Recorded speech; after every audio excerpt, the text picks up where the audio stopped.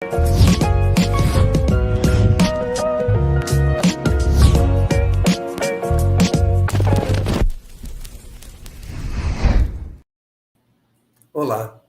bem-vindas e bem-vindos. Eu sou André Lázaro, diretor de Políticas Públicas da Fundação Santiliana, e hoje o nosso encontro tem um caráter muito especial para nós, que é a apresentação do livro, o Livro das Lives, que foi o produto de um trabalho incrível realizado ao longo de 2020, sobre o qual vou falar um pouquinho.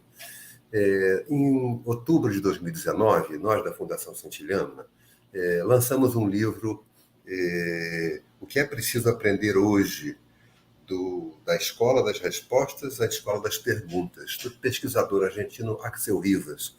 Foi um evento muito importante para nós, tanto que veio da Espanha, Miguel Barreiro, que à época era o diretor global da Fundação Santiliana, e esse encontro foi incrível, realizado na Câmara de Comércio Árabe Brasileira. Estava o Miguel Barreiro, estava o Miguel Thompson, nosso querido diretor acadêmico, o Luciano Monteiro, diretor de Relações Institucionais da Fundação Santiliana, e esse encontro para refletir sobre o que é importante ensinar hoje, data 2019. Contamos com a Juliana Matsubara, que é diretora adjunta da Editora Moderna, a Tereza Pérez, presidente do SEDAC, o membro do Conselho Nacional de Educação, Ivan Cláudio Siqueira, Abel Santos Maia, que tem um trabalho maravilhoso com biblioteca, literatura, Rodrigo Mendes, fundador do Instituto Rodrigo Mendes, que é certamente a organização não governamental mais importante hoje no Brasil para o tema da diversidade e da inclusão das pessoas com deficiência. E, além disso, contamos também com a participação de diretores de escolas de São Paulo, a Esther Carvalho, do Colégio Rio Branco, a Regina Scarpa, da Escola Vera Cruz, o Wagner Borja, do Nossa Senhora das Graças, e Solange Petrocino, que é a gerente nacional dos serviços pedagógicos da Moderna e a pessoa que tem nos ajudado enormemente a pensar esses desafios contemporâneos. Isso foi em outubro de 2019. Então, nós lançamos o livro, foi um debate muito rico, e já no início de 2020, Miguel Thompson e eu estávamos circulando por escolas em São Paulo, debatendo os temas que o livro trazia. Recebemos uma acolhida muito grande, mas era um ano de grandes expectativas, de grande planejamento, o ano 2020. E mais ou menos, há rigorosamente 2 anos atrás, acho que foi mais ou menos essa data, dia 10, 11, 12, 13 de março, que nós tomamos notícia de que a pandemia ia impor o fechamento das escolas. Então, nosso planejamento de atuação ao longo de 2020 quebrou-se, e nós fizemos, então, com muito entusiasmo, a equipe que está aqui também, a Karine, o Luciano, Miguel Thompson e eu, e Bia Maia, que à época, Beatriz Maia, trabalhava conosco na comunicação, fizemos o que milhares de professores, na verdade, milhões de professores fizeram no Brasil. Migramos para o espaço digital, para o espaço das redes sociais, para acompanhar esse processo inédito, inesperado, surpreendente e desafiador, que era manter a educação viva ao longo da pandemia por tecnologias remotas. Era um desafio inimaginável para todo mundo, Mesmo quem tinha alguma experiência na área da educação à distância, percebeu que era uma novidade. Não era educação à distância. Não havia chance do encontro. E educação sem encontro, o que será? Essa era a questão que nos motivava, Pensar, refletir sobre o mundo pós-pandemia e refletir como a educação poderia atuar para tornar este mundo melhor, Então, nós fizemos ao longo do ano 2020 46 lives com quase 100 pessoas participando, conversando. Eram pesquisadores, professores, gestores e gestoras, professoras, estudantes, enfim. Nós tivemos, e eu queria aqui agradecer enormemente a todas as pessoas que acolheram nossos convites e estiveram conosco para pensar esse momento. Quando chegou no final de início de 2021, nós nos demos conta que havia sido confiado a nós um tesouro, Os depoimentos das pessoas, as reflexões, os relatos eram um tesouro, e que nós precisávamos tornar público e acessível esse tesouro. Assim, a equipe, Luciano, eu, Miguel, Karine e Bia, naquele momento, selecionamos pelos temas 9 lives, transcrevemos as 9 lives e entregamos a Ana Astiz, a nossa diretora, a nossa editora. Então, Ana Astiz, junto com a Paula Astiz, designer, receberam esse material e fizeram um livro que nos surpreendeu a todos, mesmo nós que estivemos ali envolvidos diretamente nessas lives. Porque foi reconstruído um diálogo que cruzou tempos e espaços, e esse diálogo se fixava numa certa visão da educação, numa certa compreensão do que é educação. Ali, no calor da hora, quando a educação sofria talvez as suas maiores ameaças, ali emergem esses educadores, essas gestoras e gestores, mobilizados para não permitir que a educação se reduzisse ao ensino, o ensino à técnica remota, e que a educação pudesse reencontrar o seu vigor e a sua capacidade transformadora nessas condições tão adversas. Então, este é o livro que nós vamos apresentar hoje. É o livro que nasce fruto desse esforço de muita gente, né? E muito inspirado pela pessoa do Miguel Thompson. Infelizmente, o Miguel, que era uma inteligência extraordinária, de uma alegria transbordante, o Miguel faleceu vítima de um câncer em junho deste ano de 2021. Portanto, a grande contribuição que ele pôde nos oferecer em 2020 cessou em 2021. E esse livro é também uma homenagem a ele, que a gente gosta muito de lembrar, porque o Miguel sempre foi uma luz para nós, né? E continua sendo. E a gente espera que esse livro nos ajude a levar essa luz mais longe ainda e mobilizar as pessoas em favor dessa educação que transforma, que emancipa, que compromete e que quer também ela transformar o mundo que está em torno. Então, para conversar sobre esse lançamento, nós temos a alegria de contar com a Ana Astiz, a Paula Astiz, a editora e a designer. Olá, Ana. Olá, Paula. Vocês já viram aqui o meu entusiasmo, a minha alegria, o meu, como eu direi assim, a minha honra de fazer parte do trabalho, que, na verdade, vocês deram forma e brilho a uma matéria bruta rica, mas deram forma e brilho a ela. Então, Ana, eu queria, além de agradecer muito o seu trabalho, espero, o livro já está circulando, eu comentava hoje que antes de lançado ele já está circulando, eu já recebi o livro de amigos, né? Mas como é que chegou na sua mão? E recebi com muitos elogios. Então, Ana, eu queria conversar com você, como é que você organizou esse material? Porque nós que produzimos as lives, ficamos um pouco perplexos. Como é que junta? Como é que dá forma? E você acha que conseguiu dar uma forma excelente. Então, muito obrigado e queria que você comentasse um pouco conosco como foi esse trabalho de editar esse livro. Muito bem. Bom, a primeira coisa que eu queria dizer é agradecer o convite ao André e à Karine pela oportunidade tão rica de editar esse livro em particular e todos os outros da Moderna e da Fundação Santiliana que eu tenho tido a oportunidade de fazer nos últimos anos. E um agradecimento especial ao Luciano Monteiro, que me manteve perto de vocês, porque eu trabalhei na editora por 3 anos, de 2007 a 2010, então desde então tem sido um privilégio continuar perto dessa equipe maravilhosa que faz coisas tão interessantes. Bom, eu gosto muito do trabalho de editar, desse bordado e dessa costura que a gente faz quando recebe o texto original de um autor. E esse livro foi um desafio especial porque naturalmente não se tratava de publicar a mera transcrição das lives, e a gente chegou a essa conclusão muito rápido, né, nas nossas reuniões de produção.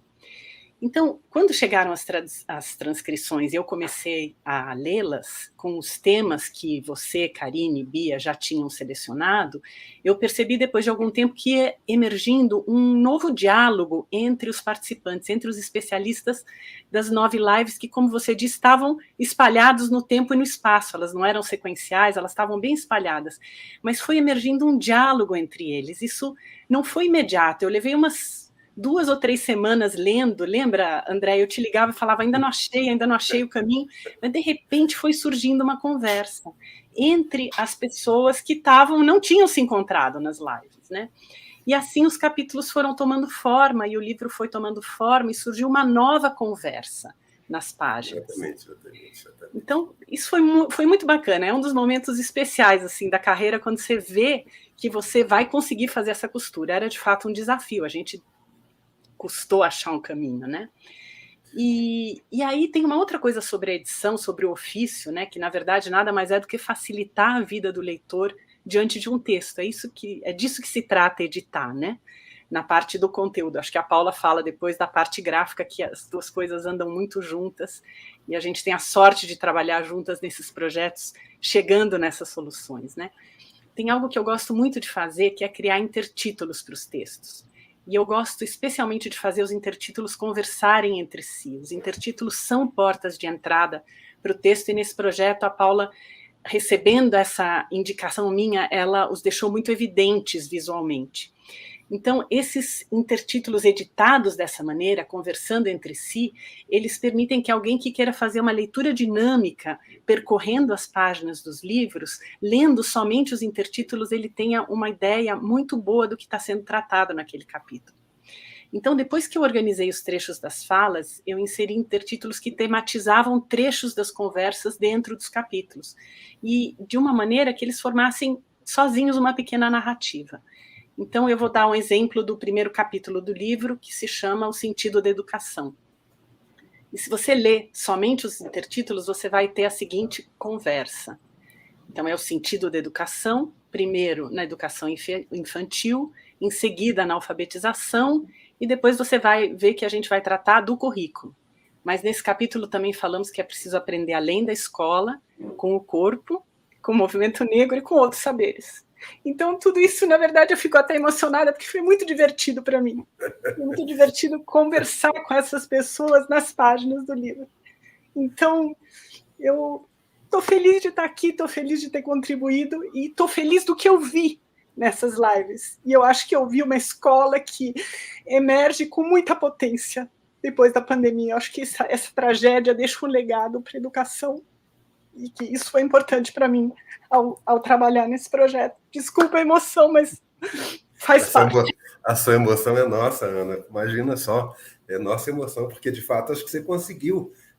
Isso estava enterrado lá dentro, isso não estava na mão, né? Acho que você conseguiu recuperar, ao reunir os diálogos, você desenterrou alguma coisa que é própria dos tesouros, né? Eles existem, mas é preciso procurar por eles, é preciso trabalhar para eles, e acho que o trabalho que vocês duas fizeram tornou esse tesouro acessível para todos nós. Você não tem ideia do quanto a gente agradece a você por isso. E, Paula, eu lembro que a gente conversando, eu, você e a Ana, vocês levantavam um problema, né? As lives têm uma multiplicidade de estímulos visuais, sonoros, da gestualidade, né?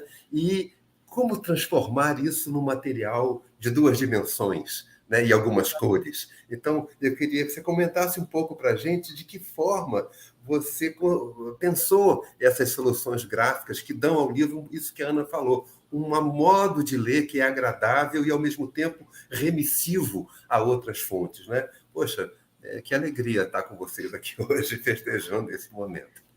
Nossa, nós é que agradecemos, André. Foi incrível, um projeto, realmente foi um desafio enorme, porque, como você falou na sua primeira fala, com a pandemia, todos nós vivemos esse translado da nossa vida real para a vida digital, né?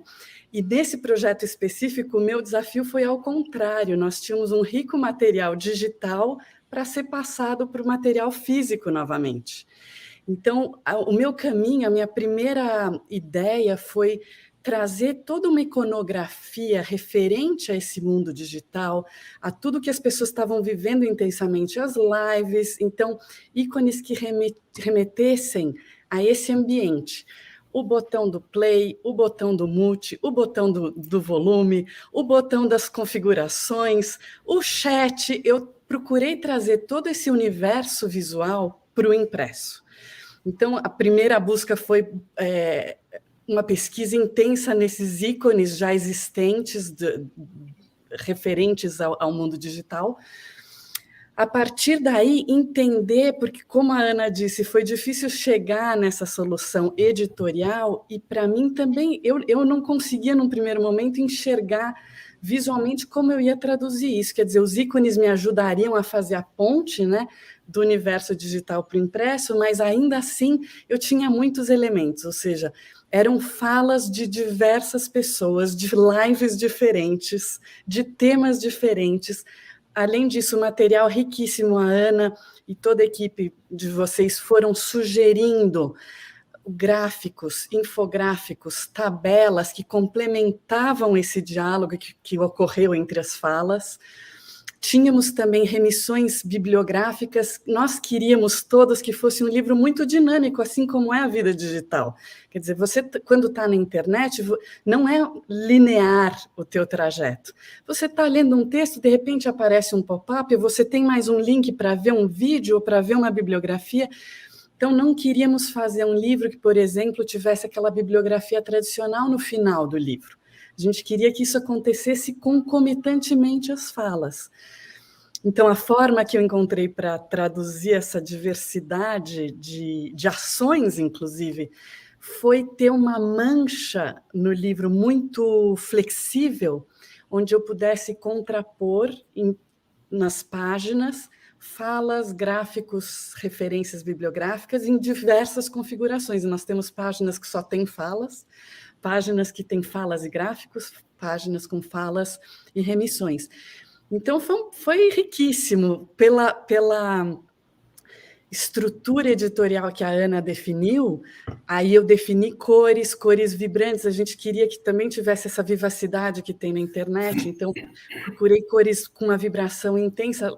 Jamais eu conseguiria reproduzir a vibração da tela, mas a ideia foi ter cores vivas que nos lembrassem do ambiente digital. Sempre a ideia foi trazer esse universo que vocês conseguiram com as lives para o impresso.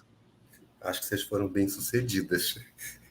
Hoje, como eu disse há pouco, né, o livro já está circulando e está sendo muito bem acolhido, né? Eu já recebi comentários exatamente sobre esses aspectos gráficos, né? Então, é muito feliz para a gente. Eu queria pedir a você, Ana, você fez um comentário que me tocou muito, né? Que você encontrou aí uma força de uma educação transformadora, né? E eu fico feliz porque eu acho que era isso que a gente queria. O Miguel sempre foi o homem, não apenas que desejava, mas que fazia isso quando dirigiu o Singularidade, quando foi autor da Moderna, e conosco na Fundação Santiliana. Então, queria, para encerrar esse momento, que aspecto você destacaria ao longo desse teu trabalho editorial de montar esses diálogos?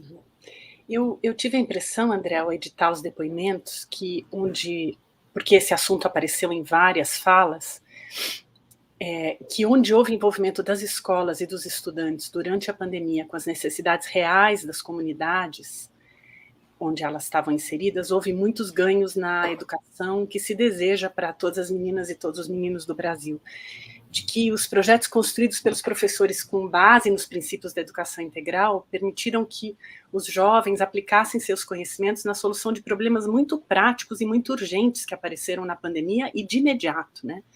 Eu me comovi especialmente com o relato justamente da Lília, de uma menina, ela mencionava uma menina que usou seus créditos de celular para ajudar uma senhora a se cadastrar para receber o auxílio do governo.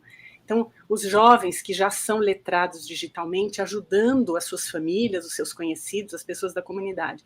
E como disse a Lília na ocasião, me parece que isso é que é a educação de verdade, né? Então, essa foi a coisa que mais me chamou a atenção a editar os depoimentos. Que bom, hoje Lília vai estar conosco e vamos conversar com ela. E, Paula, assim, nesse trabalho incrível que vocês fizeram, o que você destacaria, quer dizer, para um leitor nosso, o que você sugere que ele observe no livro e desfrute desse livro tão rico? Eu acho que, como eu disse, a pesquisa de ícones foi muito interessante trazer. Então, eu fiz uma pesquisa de muitos ícones que pudessem remeter a esse universo digital. E eu gostaria que o leitor observasse nas aberturas dos capítulos, por exemplo, a ligação que tem de sentido entre o ícone e o tema do capítulo. Porque os ícones não foram utilizados aleatoriamente, eles foram utilizados intencionalmente em cada momento. Então, um exemplo são nas referências das lives, na listagem enorme que vocês têm ao final do livro, o ícone que acompanha esse momento é um ícone de bateria sendo recarregada, quer dizer, ganhe forças para enfrentar todo esse material que está aqui. Então, os ícones, eles têm intenção, eles não são aleatórios, eles não são gratuitos. Bom, eu queria agradecer muito a vocês. Não sei se a metáfora é justa, mas é um filho que vai para a rua, né? Quer dizer, agora ele vai ter uma vida própria, né? Então, eu espero que essa vida própria dele nos ajude a ter mais confiança no país que precisamos transformar. E agradeço imensamente o brilho e a forma que vocês deram a esse material, que era rico, mas era bruto, né?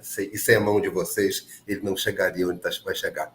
Então, muito obrigado a vocês. Eu vou convidar agora duas autoras, né? Que, na verdade, são 4 autoras que estão aqui conosco, porque Ana e Paula construíram esse livro, né? Então, eu queria convidar agora a Lília Mello, que é uma professora de Belém do Pará. Lília, bem-vinda. Obrigado por seu aceite nossa conversa de hoje. E convidar também a Elvira Souza Lima, que está em Portugal e teve uma participação muito rica no nosso livro. Então, eu montei aqui um diálogo com vocês, mas vocês fiquem bem à vontade que 2 professoras como vocês passe livre para qualquer tema, né? Eu começo com a Elvira. Elvira, assim, eu fiquei muito tocado porque aquela live que fizemos com você e Ivaldo, ela colocou em cena um elemento que a educação raramente dá o peso que ele tem, que é o corpo humano. Né? A educação não é uma coisa mental apenas, ele é um corpo humano. Né? A pandemia provocou inúmeras perdas, né? Perdas curriculares, tivemos uma situação gravíssima de um governo que, de modo errático, enfrentou a pandemia. Chegamos a 650 mil mortos ou mais, estamos passando disso. Né? Houve uma CPI para investigar motivações e responsabilidades que, infelizmente, até hoje não sabemos que desdobramentos ela terá, mas continuamos confiando que a Justiça levará a cabo as investigações, porque há denúncias graves de corrupção e coisas piores ainda, de descaso com a vida humana. Mas, no nosso universo da educação, um dos desafios muito grandes foi a alfabetização. Então, como é que... E os dados que nós temos agora saindo indicam que houve grandes perdas de alfabetização. Então, Elvira, você fez uma fala muito bonita, lembrando o papel do corpo, lembrando, junto com o Ivaldo, que aprender é um fenômeno complexo, integral, não é um fenômeno meramente mental, ele tem essa riqueza. Como é que você vê hoje que a pandemia começa a arrefecer, os desafios de retomar a alfabetização e garantir esse direito às nossas crianças? Bom, a primeira coisa, assim como linguista, eu queria trazer a questão da palavra, né?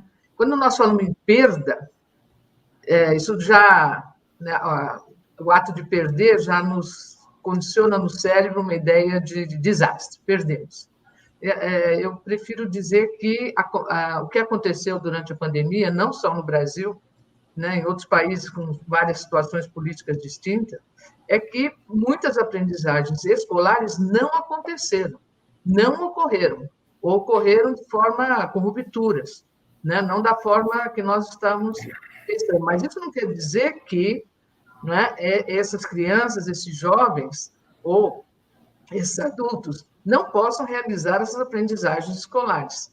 Então, nós temos essa questão do que a neurociência nos ensina, né? Que é a possibilidade do ser humano aprender.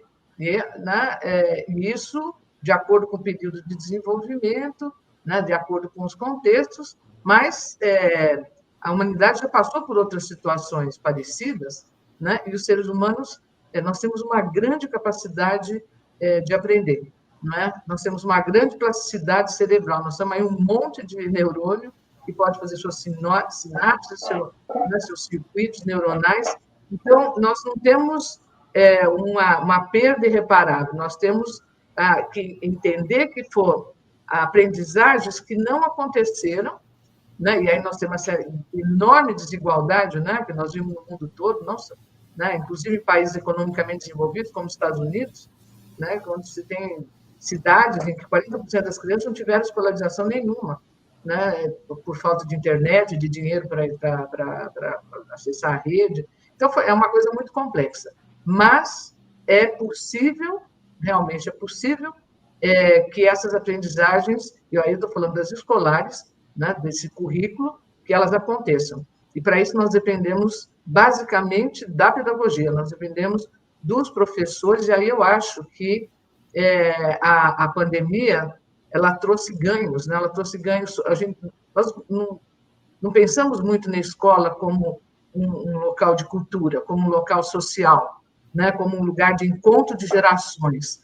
Eu acho que eu acompanhei cidades no interior do Brasil, periferia de São Paulo, né? Como também nos Estados Unidos, aqui na Europa, o que nós vimos foi um movimento de criação pedagógica, que ainda nós não temos condição de avaliar isso, está muito em cima. Nós estamos agora retornando para o ensino presencial, e tem muito estudo para ser feito aí, né? E é um estudo que eu acho que tem que se encaixar nessa possibilidade. O ser humano tem uma grande possibilidade de aprender, né? E agora nós temos que equacionar isso junto com a pedagogia, né? Eu acho que... E lembrando sempre que nós temos um cérebro social, né? Nós somos biologicamente sociais, nós aprendemos com o outro, nós somos aparelhados para aprender com o outro, né?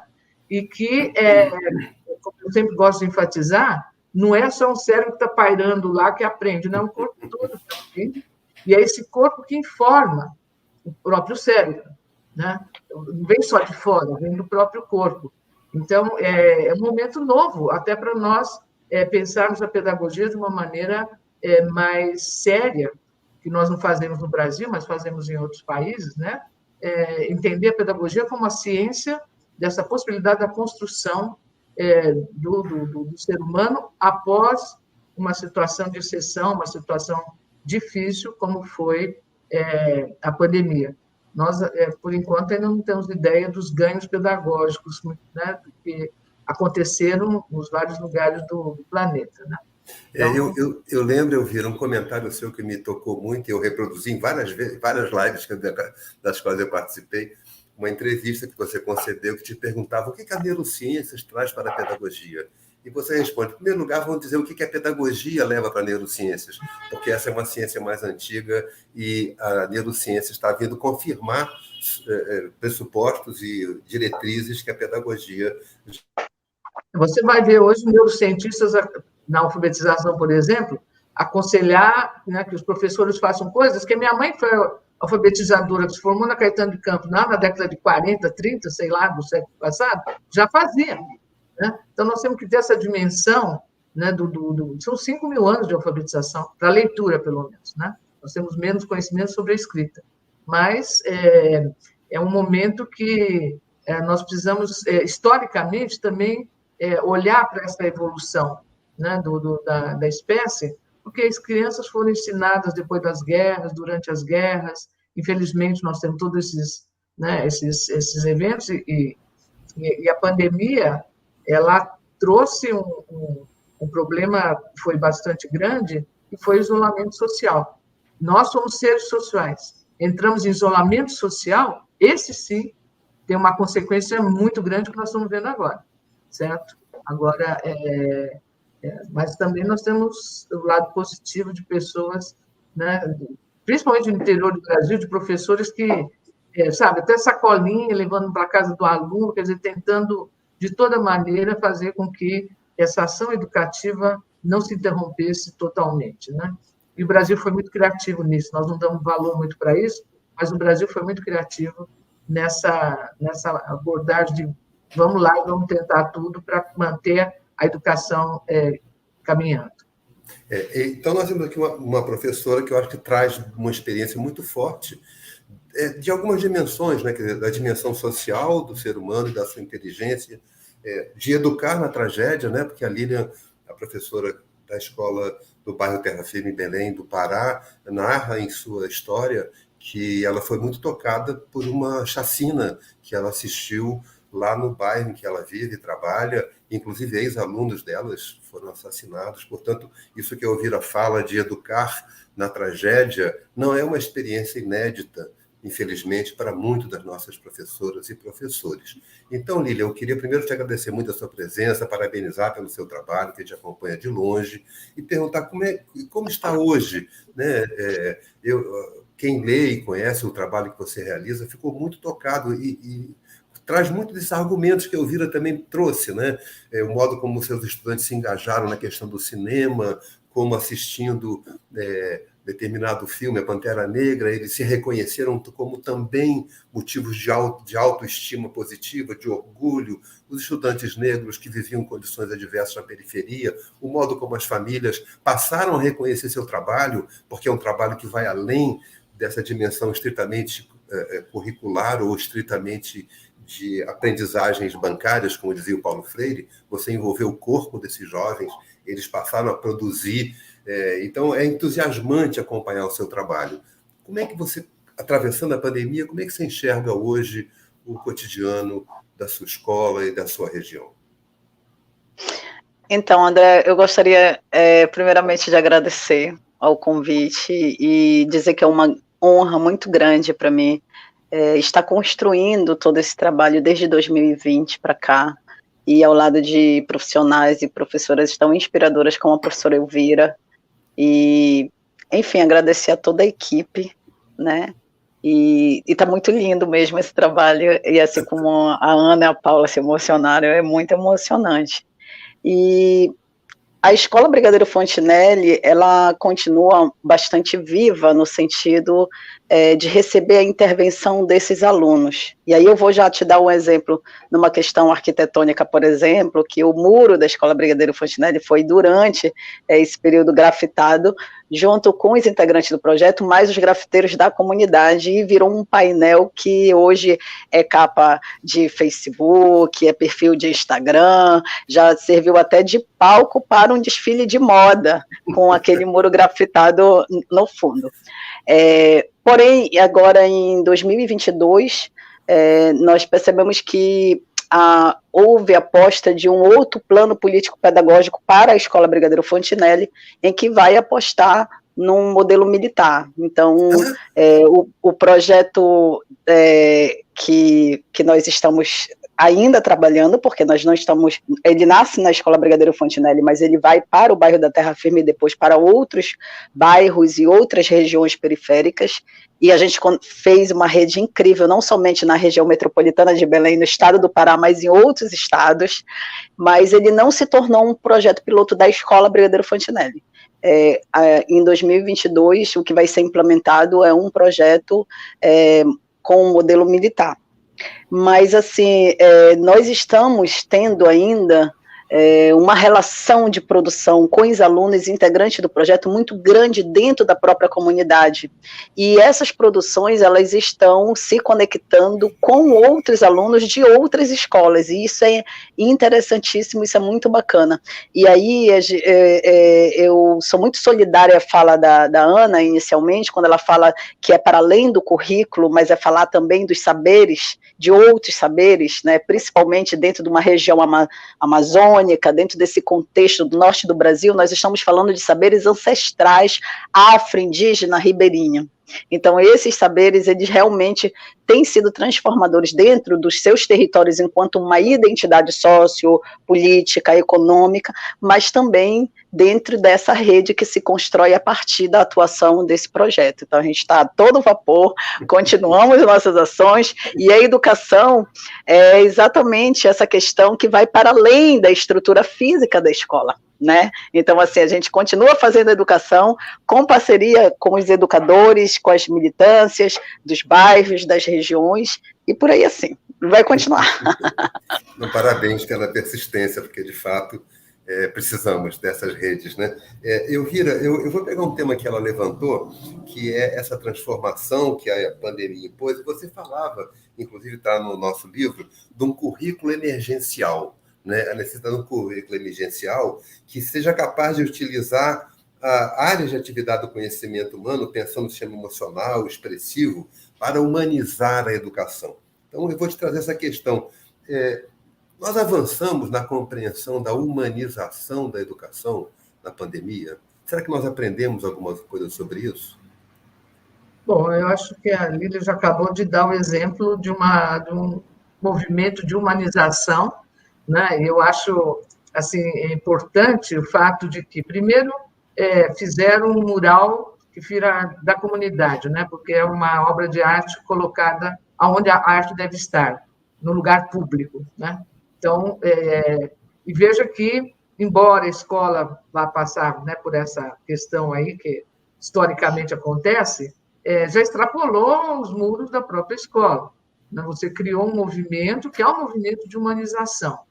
Né? Então, então, nós podemos dizer que a pandemia, muita gente se aproveitou desse momento de pandemia para criar esse elo social, né? de extrapolar, né? a sua própria comunidade. Eu acho que isso aconteceu bastante. Por outro lado, nós também temos, né, uma preocupação com o retorno, muito com os conhecimentos formais, né? E deixamos de lado esse ser. Nós somos seres de emoção, nós somos seres principalmente de emoção. Nós temos uma emoção que, biologicamente, né, faz parte dos processos de atenção que nós temos, faz parte da memória. A memória é modulada pela emoção, e nós tivemos um período, né, realmente de muita turbulência emocional. Então, continuamos tendo ainda a turbulência emocional muito grande. E aí você tem, assim, certos momentos, né, em determinadas escolas, determinadas regiões, esse conflito entre, não, tem que aprender, tem que alfabetizar, tem que ver a matemática, tem que ver isso. Quanta gente que entrou em contato comigo falou, nós vamos voltar, vamos fazer uma avaliação diagnóstica. Eu falei, gente, que diagnóstico você vai fazer depois de ficar um ano sem a escola? Né? Quer dizer, nós temos que entender, né, essa coisa global que é o ser humano que aprende, né, e que não vai aprender se não houver, por exemplo, uma parte do tempo dedicada aos sistemas expressivos. Né? Nós temos sistemas expressivos, não é à toa na espécie, elas têm como base a emoção. Os sistemas expressivos, exatamente o que eles usaram ali, né? Quer dizer, você usa o cinema, você usa a pintura, você usa a música, o desenho, a dança, né? Para poder fazer essa colocação, quer dizer, as ações humanas que têm como matéria bruta a emoção. E quando você tem a matéria bruta como emoção, como a Adriana colocou, né? ela vai para o mundo, ela vai para fora. Né? Então, nós temos... e também, André, um pouco recente tudo isso para nós dizermos o quanto que avançou, né, em termos de humanização. Mas nós temos coisas muito concretas. Aqui na Europa, por exemplo, que voltou antes do Brasil, né, de mudanças de currículo, né, de inserir filosofia, de trazer o drama, o teatro como parte agora. Nós temos muita coisa pipocando nos vários países, eu digo do mundo ocidental, que eu tenho mais acesso, a gente não sabe o que acontece muito lá no Oriente, né? Mas nós temos, assim, uma preocupação que vem surgindo exatamente pela maneira como essas crianças, esses jovens e esses professores estão voltando para a escola. Porque lá no currículo emergencial eu falava, gente, não pode descuidar do professor. Nós não podemos ficar falando só de criança, de jovem, de aluno, porque o professor também está passando essa situação, né? E a expectativa da sociedade em relação ao professor foi enorme e continua sendo enorme. Então, quando nós pensamos nesse processo de humanização, eu imagino que ele tenha que começar na formação continuada dos professores, na oferta de possibilidades, né, de vivências que realmente se centrem nos sistemas expressivos, na emoção, para que esses professores tenham a condição de ampliar a experiência humana desses alunos, né, que vêm com ruptura, sem dúvida nenhuma. Né? Nós temos que entender isso. O desenvolvimento continuou, né, mas várias coisas não foram oferecidas para formar memória nessas crianças, nesses jovens. Imagina as crianças de educação infantil, então. Né? Então, eu acho que nós temos ganhos aí, né? E temos que estar muito atento a isso. O conhecimento escolar, formal, ele depende, né, de nós termos um equilíbrio nesse organismo que nós somos, né? Senão a aprendizagem não acontece, né? Não se formam memórias, então não adianta mais belo plano de aula se não houver a consideração que você tem que ter um sujeito, não é isso? Que está trazendo uma carga de experiências emocionais muito fortes, não é isso, Télio? Aí sim, perdas de familiares, perdas, enfim. perda de emprego, de renda, né? Emprego de pessoas, né? Não, e também foi muito bom você tocar isso, porque eu acho que o reconhecimento dessas questões emocionais é fundamental para você conseguir lidar com elas, né? Mesmo nós, classe média, com segurança, num espaço de segurança, com salários mantidos pelos empregos, etc., passamos pelos problemas emocionais, sofremos isolamento. Eu queria trazer para a Lília essa questão. Você falava muito, Lília, da sua preocupação que o isolamento social potencializava ainda mais as mazelas da desigualdade brasileira. Mas, ao mesmo tempo, você falava desse trabalho da escola, né, com seus estudantes, com seus familiares. Em que medida você acha que a escola conseguiu, nesse diálogo com a sua comunidade, enfrentar ou minimizar um pouco essas mazelas que são tão graves e dolorosas na sociedade brasileira?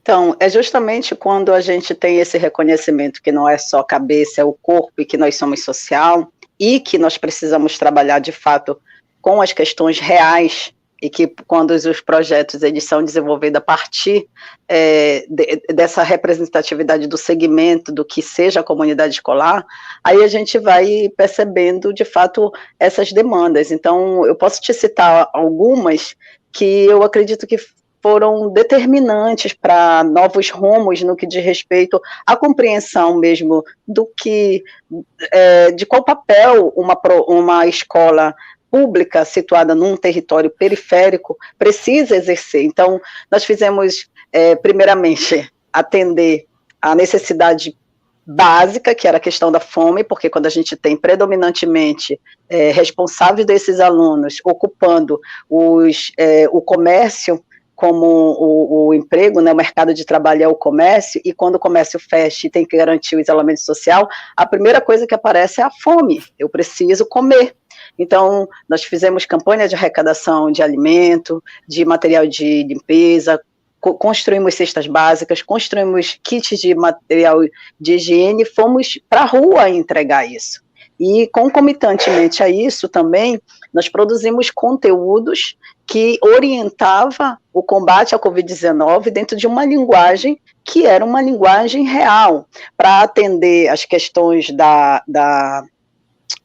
as questões de saúde, mas que tivesse atrelado a essa realidade. Então, eles fizeram vários conteúdos de pequenos vídeos que circularam em grupos de WhatsApp, que circularam nas redes sociais, e que lançaram uma hashtag chamada Não Te Faz de Lesa.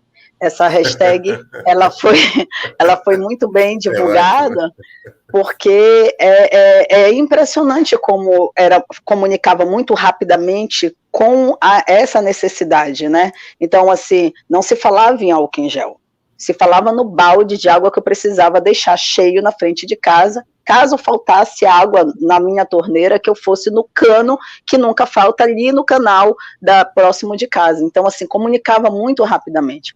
Além disso, e muito bem lembrado pela Ana, na verdade, nós criamos um circuito de atendimento dessas senhoras, dessas pessoas que não tinham uma familiarização com a linguagem dessas novas tecnologias para poder garantir o cadastramento da renda emergencial. Confeccionamos máscaras, essas máscaras foram entregues em lugares públicos, em feiras livres, fizemos esse sistema rotativo de orientação, né, e uma coisa que eu achei muito impressionante é que nós conseguimos construir uma galeria de arte ao céu aberto, trazendo a narrativa de pessoas que eram muito importantes para a comunidade e que de repente perdemos, ou pessoas que estavam passando por situações muito complicadas de depressão.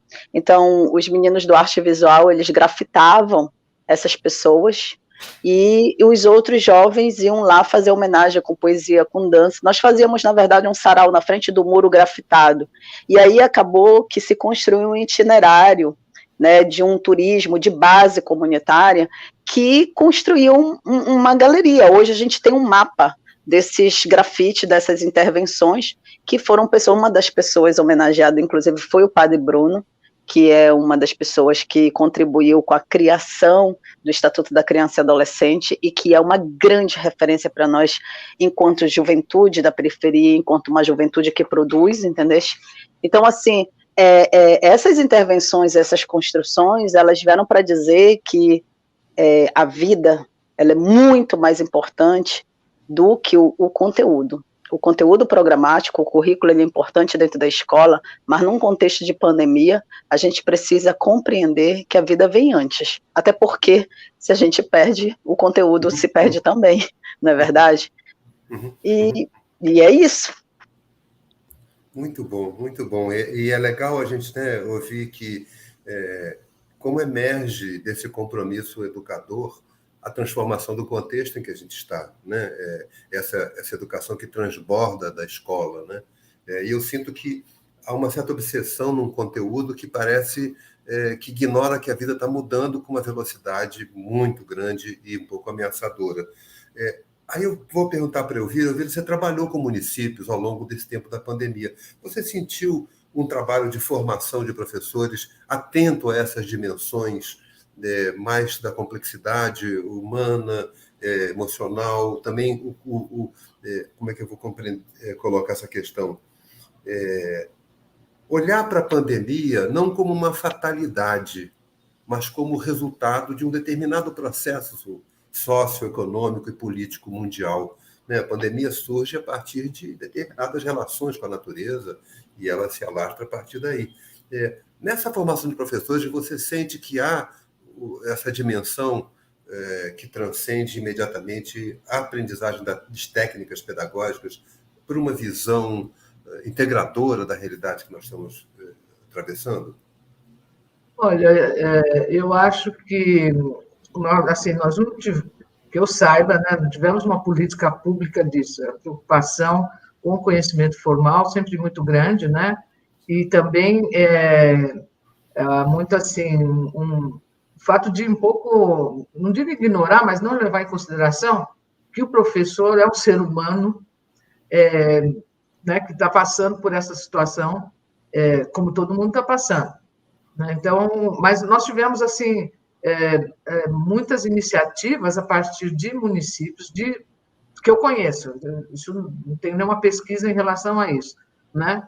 Mas nós temos escolas, né, onde diretoras se preocuparam com isso, né? Então houve assim um movimento, né? Eu estou na periferia de São Paulo, por exemplo, que é muito parecido com o que a vida está colocando, né? Nesse momento, o que é a vida, a fome que surgiu, né? E enfim, a sobrevivência, né? E vamos falar de isolamento social, quando você vive nas condições que você vive na periferia, né? Então, uma coisa que a pandemia trouxe muito é essa diversidade enorme, essa desigualdade enorme, que não é só do Brasil, né? Então, você pega um país economicamente desenvolvido nos Estados Unidos, eu morei lá muitos anos, vários anos, e acompanho e vejo como é que foi assim um descalabro assim, de a gente ver situações nos Estados Unidos que você jamais imaginaria. E lá também nós vimos assim experiências, iniciativas pontuais de modificar essa formação do professor, ou trazer essa dimensão humana do professor como ser humano, né, que também precisa desse respaldo e desse apoio. Né? Aí vem a importância disso desse processo todo que a Lídia colocou, não é? Essa coisa de formar uma rede de sustentação que está na cultura, né? E está na comunidade, certo? E que, na hora que nós voltarmos e que tivermos a possibilidade, e nós temos essa possibilidade, vamos tratar dos conteúdos escolares, dos currículos, etc. Então, eu acho que, por exemplo, no Brasil, né, há uma falta muito grande de valorização da profissão do professor. Então, isso refletiu na pandemia, não é isso? E refletiu também nas escolas particulares que eu estou, né, que eu tenho contato, etc. Né, essa desconsideração pelo professor que acontece no Brasil, nesse momento histórico que nós estamos vivendo, né, e que não acontece em outros países, por exemplo, isso ficou muito claro. Né, e muito claro também nos Estados Unidos. Os Estados Unidos está com um problema de falta de professor, de uma quantidade de aposentadorias enorme, pessoas que abandonam a profissão por falta de suporte num país economicamente desenvolvido. Né? Então, eu acho que essa lição nós temos que aprender. E aí a neurociência ajuda, porque o professor é a memória dele, é o cérebro dele que forma os outros. Se ele não estiver ali bem, se ele não estiver né, essa possibilidade de expressão, de suporte, de conhecimento sobre essas questões humanas, não vai poder formar a juventude e a nossa infância, né? Então, eu acho que esse é um caminho, é um trabalho que nós temos pela frente, né? Não sei se a Lídia concorda com ela. Concorda com um trabalho pela frente, de entender o que é o professor socialmente, qual que é a função cultural que o professor tem dentro de uma civilização. Nós não temos isso no Brasil ainda, André, muito pouco. Não, foi bom você tocar nesse ponto, porque quando eu conheci a Lília, o trabalho dela, um dos comentários que ela havia feito era isso. Quando ela começou a trabalhar com essa visão alargada da tarefa do professor, ela comentou que no início as famílias reagiam porque achavam que não era o conteúdo que a escola deveria dar. Mas quando começaram a ver seus filhos engajados e comprometidos e querendo ir para a escola, foi mudando aos poucos a opinião que os familiares tinham da escola e do papel dos professores. Então, Lília, eu queria te trazer essa pergunta que o Viro levantou para nós. Eu observei, mas, enfim, posso estar enganado, que não houve propriamente uma valorização da profissão do professor, mas das pessoas, professores e professoras, né? Não sei se essa distinção cabe, né? Assim, as pessoas são maravilhosas, mas a profissão não recebeu ainda. Como é que você vê essa valorização de professores e professoras nesse período e agora que estamos saindo um pouco da gravidade maior da pandemia?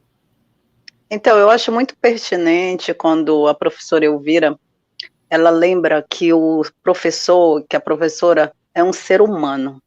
Porque quando a gente está nesse contexto da pandemia e que, de repente, a gente muda de uma situação real para uma situação virtual, o que a gente percebeu nesse sentido do lado dos professores é uma cobrança intensa de mudança de linguagem, sem tempo, pelo menos, de compreender como é que se lidar com os equipamentos para garantir que esse conteúdo seja veiculado.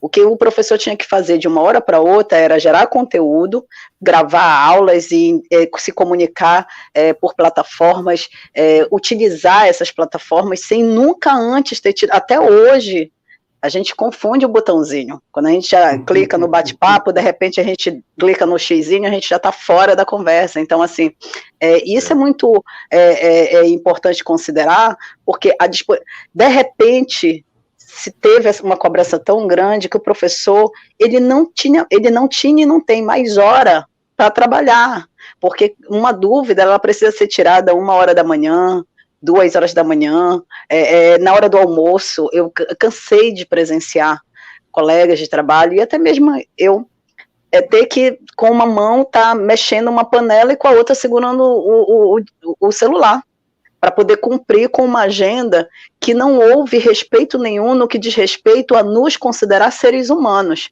Porque, para além de toda essa exigência que se tem para dominar esses equipamentos tecnológicos, para garantir conteúdos que possam ser veiculados em plataformas virtuais, ainda tem todo esse trauma e todo esse sentimento de perda que nós passamos também. Nossas famílias adoeceram, nossos filhos adoeceram, nós adoecemos, e nós não tínhamos o direito. E uma outra coisa que é interessante é que quando essas atividades elas chegaram nas casas e os pais e as mães tiveram que administrar, lembrou-se de que o professor ele é importante nesse contexto, porque quem é que consegue cumprir essa função de professor, de educador?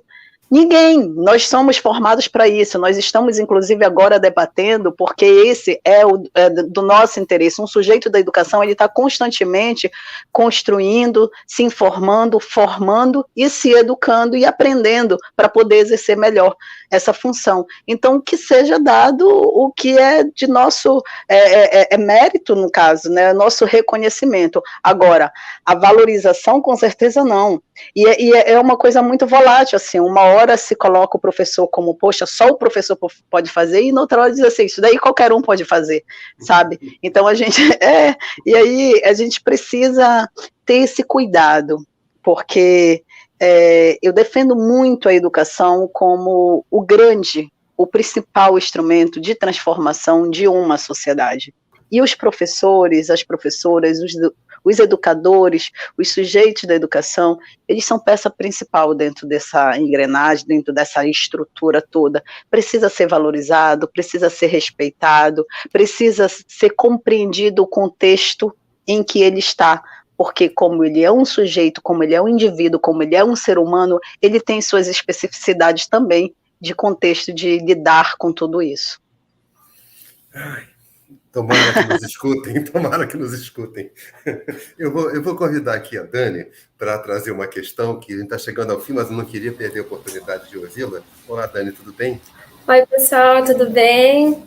Bom dia. Oi, eu queria primeiro agradecer, né, a presença de vocês por terem aceitado esse convite, como o André já falou. Ele é muito especial, né? Eu sou nova aqui no time, mas eu já embarquei na emoção, né, de tudo isso, de estar vivenciando esse projeto que é tão lindo, né, e surgiu num momento desafiador para o mundo, né?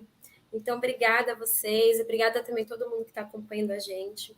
Lembro que já no site da Fundação, a gente já está com o link para download. Então, vai lá, galera, já baixa o seu livro, acompanha. E também tem outros conteúdos, né, outras obras riquíssimas para vocês acompanharem, enfim. Gente, acho que eu entrei mesmo na emoção. Gostei muito, né? Estou adorando tudo isso, esse diálogo que eu estou... A cada dia, eu acho que eu diria que cada live é uma nova lição, né? São pessoas com tantos conteúdos. O André, principalmente, que eu não sabia que eu podia aprender tanto a cada dia mais. Então, obrigada para todos vocês. E agora a pergunta, né? Porque eu sou uma pessoa que falo demais também. Bom, na avaliação de vocês, eu queria saber quais são as lições mais importantes que a pandemia está nos ensinando. E só antes de vocês responderem, eu queria dizer que a Bia, que fez parte desse projeto lá em 2020, está aqui acompanhando a gente, tá?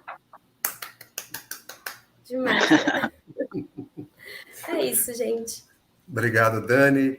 Então, Imagina, Elvira, você há pouco havia comentado que é difícil ainda fazer uma avaliação, enfim, mas como uma boa cientista, você já está antenada no que está rodando. Você falou há pouco também de ganhos. Como é que você avalia, então, para a educação esse momento? Quer dizer, nós vamos voltar para as caixinhas todas e seguir como se o mundo não tivesse mudado? Historicamente, não dá para fazer, né, André?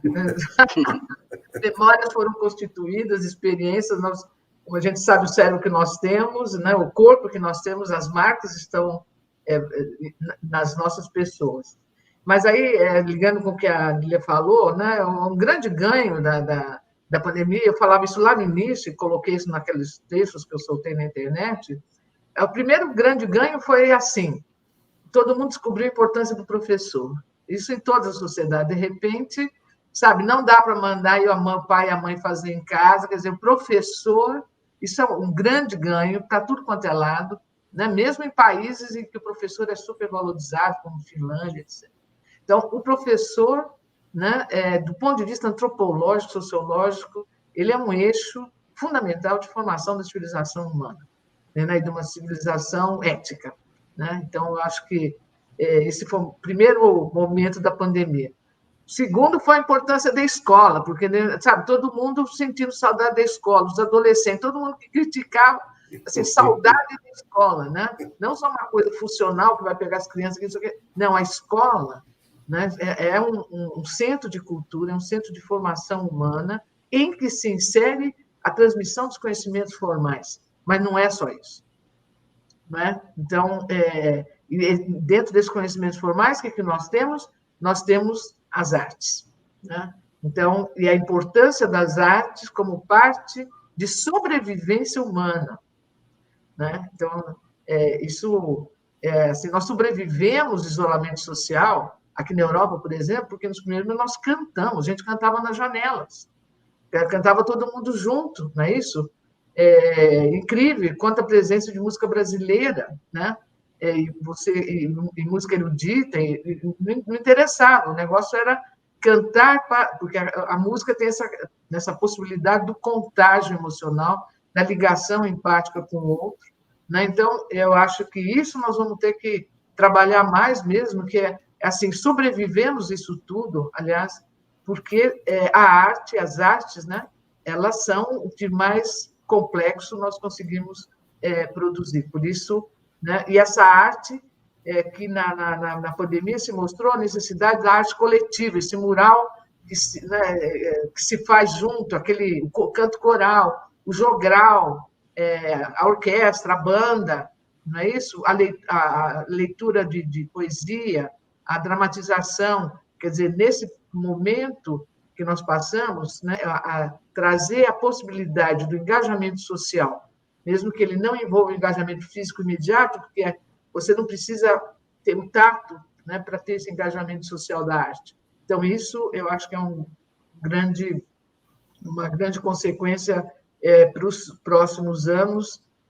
Nós refletimos sobre como que é central nós entendemos na escola como também um lugar de radiação, de realização de todas as formas artísticas, né, inclusive cinema, fotografia, enfim, né, tudo que nós temos nessa evolução.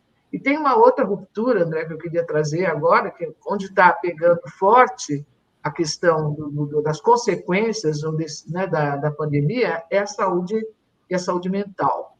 Né? Então, nós temos aí, né, um fato já bastante forte, né, da presença de distúrbios mentais, de problemas de saúde mental, que estão acontecendo em vários tipos de sociedade, várias classes sociais, que realmente uma das razões, o medo, né? Nós vivemos no medo, e o medo é uma emoção que tem uma função na espécie, né? De preservar a espécie, mas o medo é péssimo para aprender, né? Ele polariza outras coisas.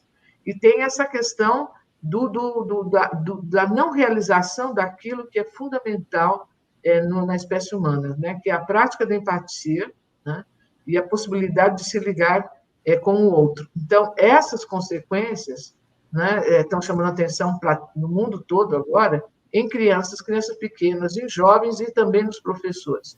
Né? Então, é um fator que nós temos que entender que nós precisamos criar contextos em que, pensando agora do ponto de vista da ciência do cérebro, contextos em que químicas positivas sejam liberadas no nosso cérebro.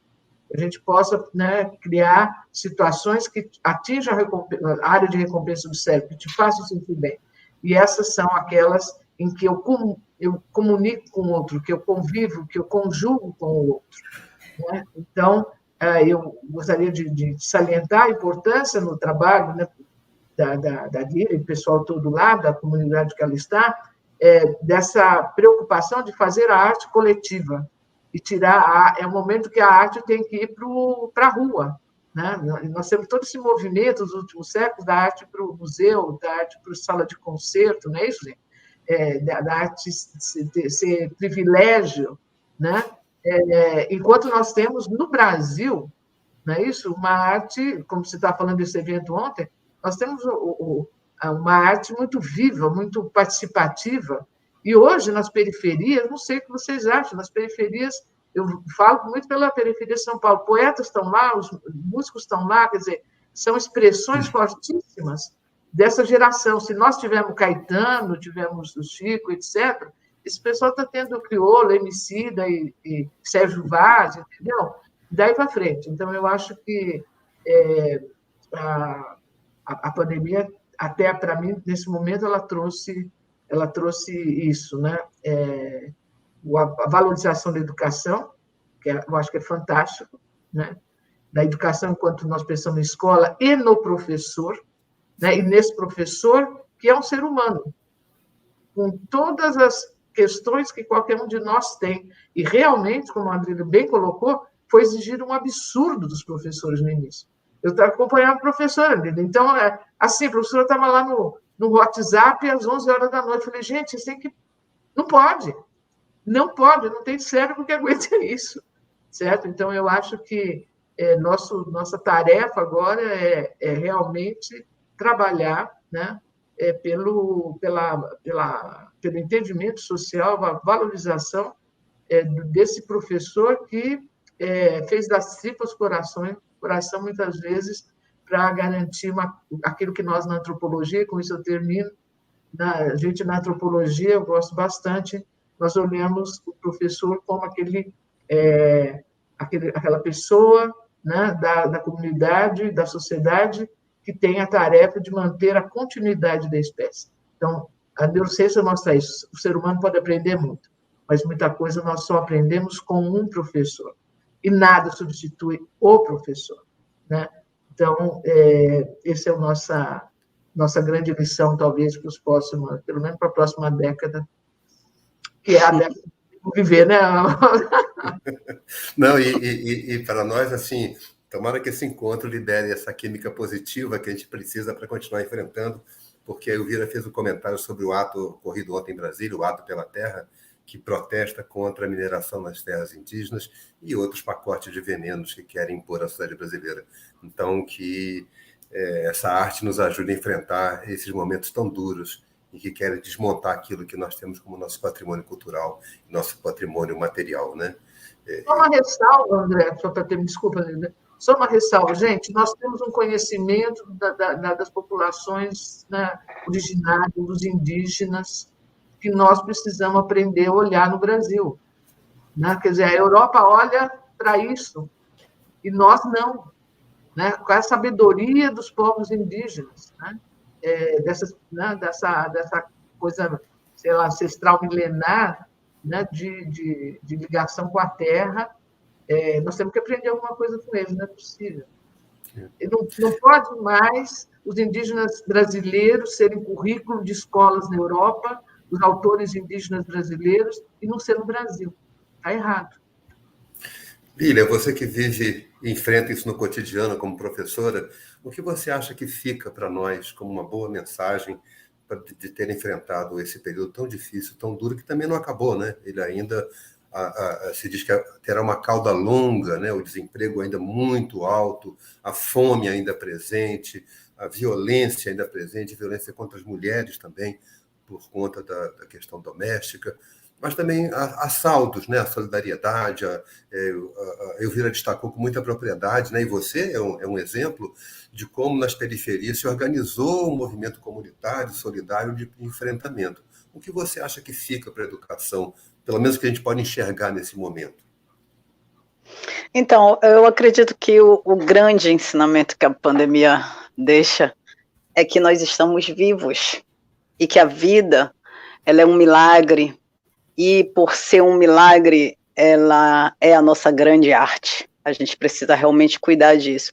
Quando a gente faz uma retrospectiva do início da pandemia para cá, foram 2 anos, e assim, ao mesmo tempo que 2 anos é pouco, 2 anos também é muito tempo de muito aprendizado. Eu lembro que no início antes da pandemia, nós falávamos muito que não tínhamos tempo para fazer as coisas que precisávamos fazer, porque estávamos ocupados com os nossos afazeres. De repente, vem uma pandemia que nos obriga a parar e ficar dentro de casa. E aí, esse tempo que a gente tem para fazer aquilo que antes não tínhamos, percebemos que não era bem o motivo para não fazermos as coisas. De repente, eu tenho tempo com meu filho, mas não consigo conversar com ele, porque eu estou dentro do mesmo espaço, e ele está com a cara enfiada no celular, e eu estou com a minha para cá. Então, assim, o que a gente descobre também é que as coisas pequenas e as coisas simples, elas são muito importantes e determinantes para que a gente compreenda que a nossa vida aqui é uma passagem e que os nossos valores estão para além dessa matéria. Então, é muito importante a gente escutar o outro e nos escutar, e a partir dessa escuta, entender, aprender que é impossível fazer tudo isso sozinho.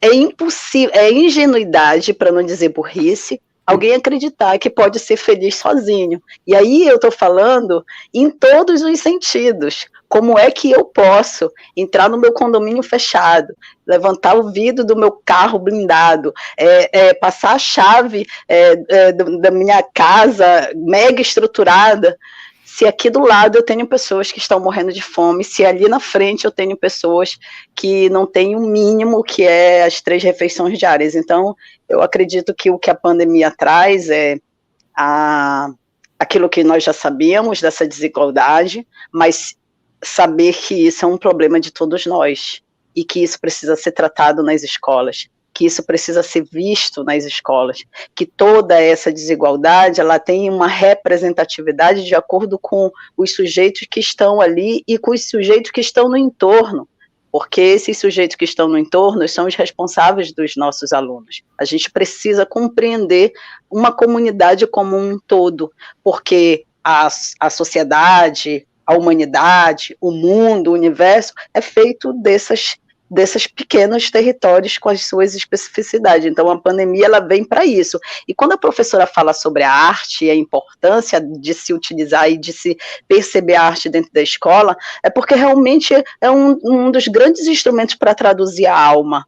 E quem é que faz a arte? E quem é que tem o domínio desse dom artístico? São nossas crianças, são nossos jovens, é o nosso público da escola. E aí a gente precisa dar para eles, entregar na mão deles aquilo que é deles. São eles que têm que dizer como é que é a parede da escola. São eles que têm que trazer esses conteúdos programáticos.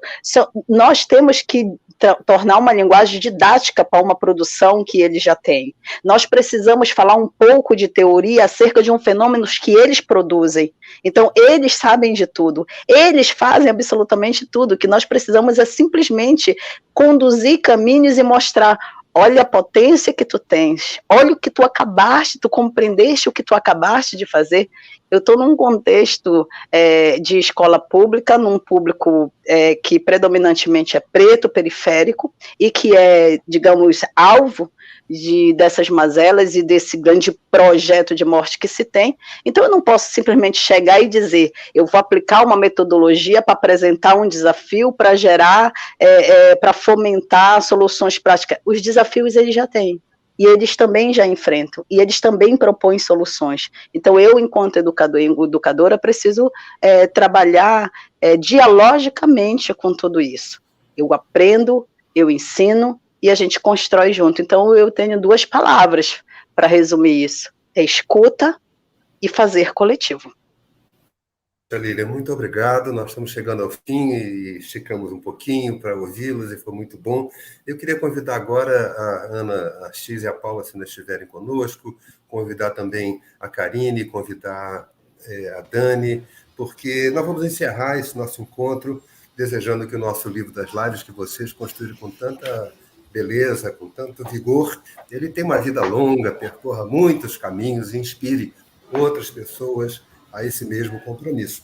E esse encontro também termina com homenagem ao Miguel Thompson, nosso querido amigo, e vou ler uma pequena frase, entre muitas que ele colaborou no livro, né? Que a primeira coisa que a gente precisa entender é que a escola é alegria, escola é diversidade, escola permite que a gente seja mais ser humano e construa uma sociedade melhor.